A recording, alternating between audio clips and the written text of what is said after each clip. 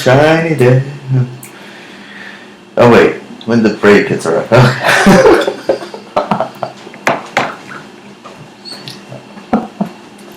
I didn't say Marcia, did you?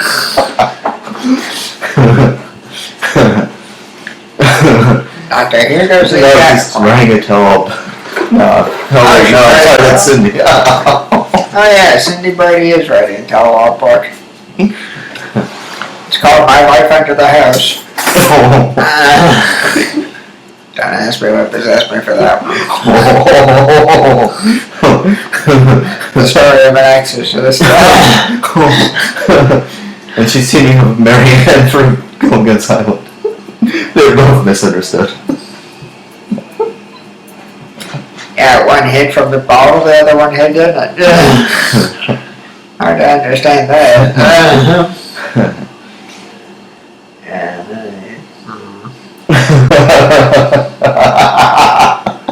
I just took a trip down memory lane. I was just thinking of my old boss, the one that had a drinking problem, and she ran a stable. She was an unstable woman running a stable, figure that one out. But she had a dog, and I had to run up a rig for the dog.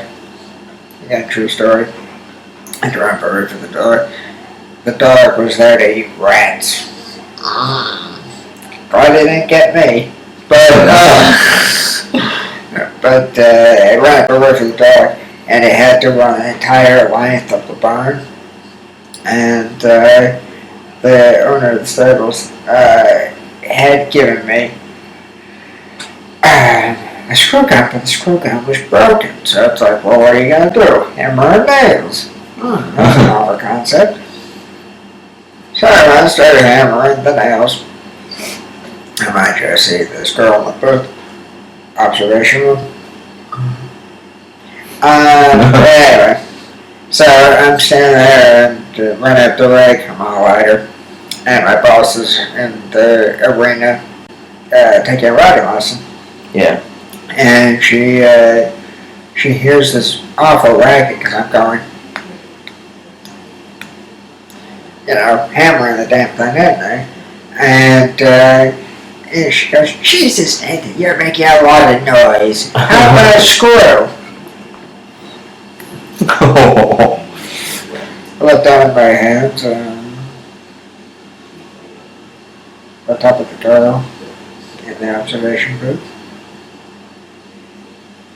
I looked over at her. I said, no thanks. She just about fell off the horse. But again, true story. Yeah. It's more of a visual joke because you need the physicalities in order to get the laugh. Yeah.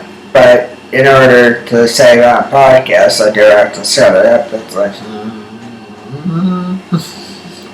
the NBC logo, from the old days when they used to have that dun dun dun. Right. Yeah, it's kind of like that. It was like point A was down in my hand, point B was up in the observation room, which is where I'm pointing, where you can see just off to the left. Yeah. And point C was over in the observation room, which was off to the right from where I was standing. So it was literally like dun dun dun. Yeah. Anyway, sorry. Stage right. Which is the way I like it, but go ahead. No. I mean, it's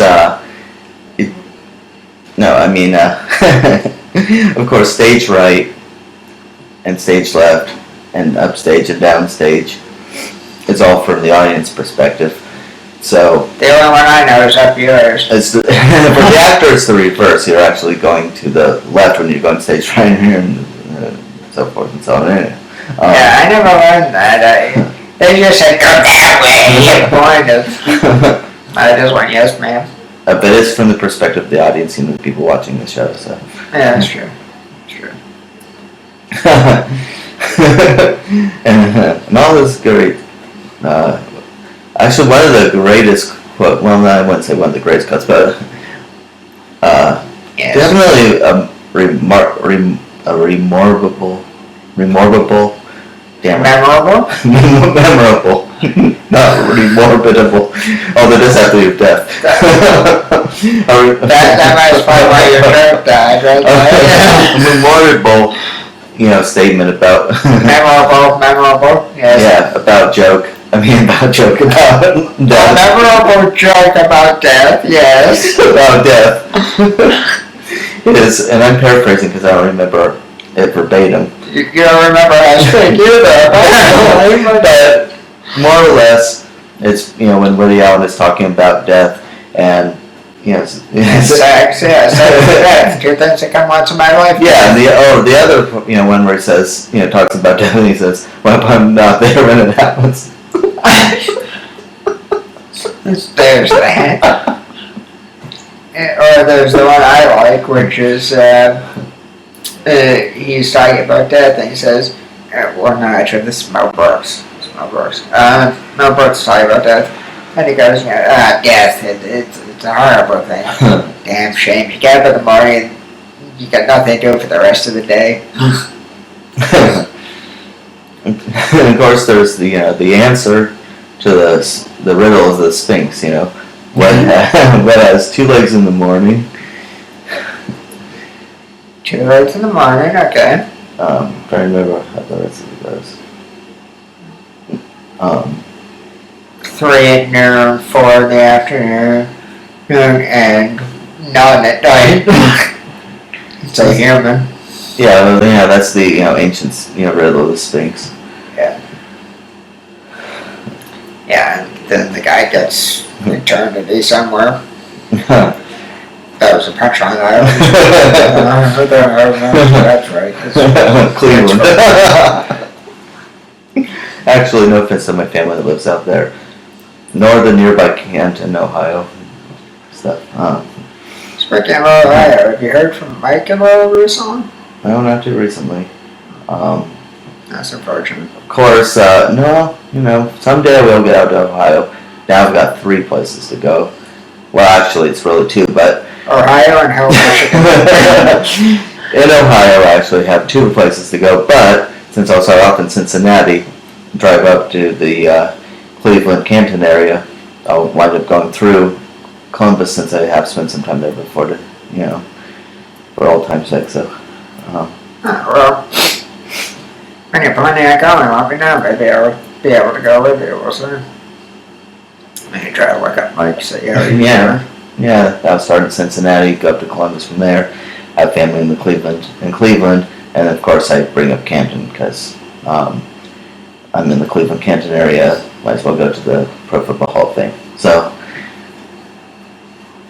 Oh, there's that. I thought you were going to bring up Betty Cantor.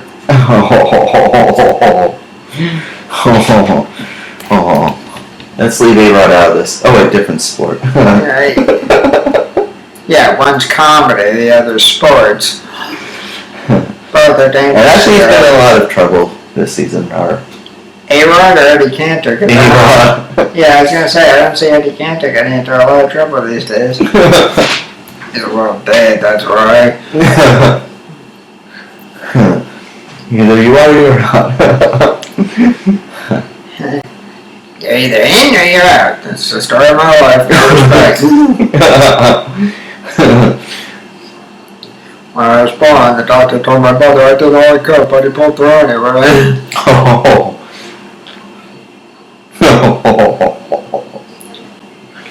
I'm not going to tell you, I went to a proctologist. He stuck his finger in my mouth. You expect me to go on from there? And of course, there's the there is the other Yes, the other one, the other. When I was born, the doctor would just slap my ass, but before he could, I slapped him. Or there's I'm sorry, the doctor slapped my mother. Or when I was born, the doctor slapped my mother. That's the punchline. Yeah. Okay, it's a good thing I could remember that. Doctor. Doctor, give me the news. I got bad kids watching you. Oh. That should be the theme song for Harris. I thought for a minute that we're gonna get into a medley of songs. It's like I had never meant to do there. But we all gotta go sooner or later. That's what she said. Burning down the house. Not mine, you're not. That's what she said.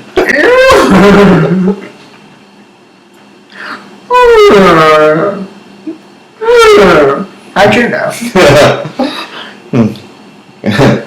How do you know? After she said what I like about you.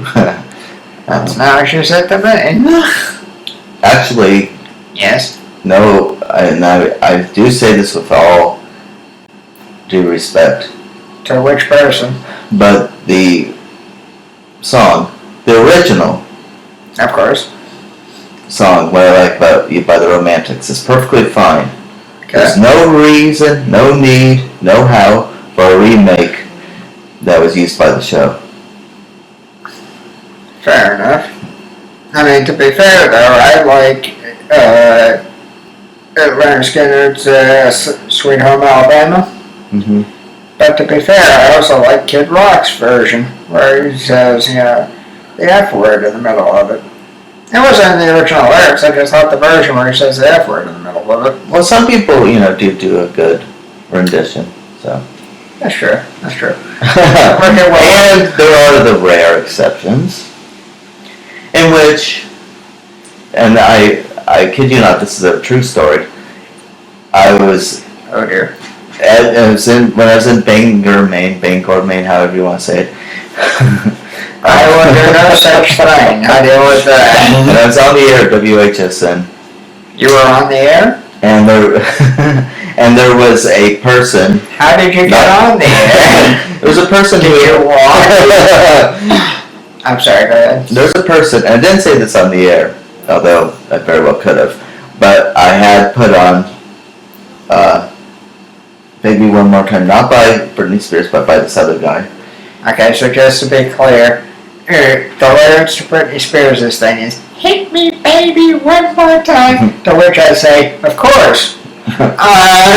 But the other guy, Yeah, so I put that song on, bring the microphone down, turn to my buddy in the radio station and say, that's actually better than Britney Spears.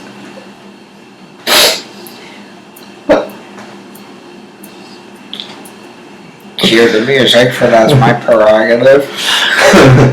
Oh, jeez. Hey, remember that song? My prerogative? Yeah. That was the biggest fucking douche. And sometimes I bring up a song, and I actually was talking to Joe the other day, and I mentioned the Proclaimers. Joe, your neighbor. Yeah, Okay. I walked 500 miles, I walked 500 more, and I said, now, that is possible, but That's 1,000 miles. that is, yeah. Were you in your own shoes? He does say that in the song, but I said that is possible, but it's not very probable.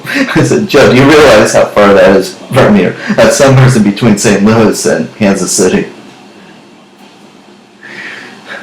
That's true. And the song does go, I walked 500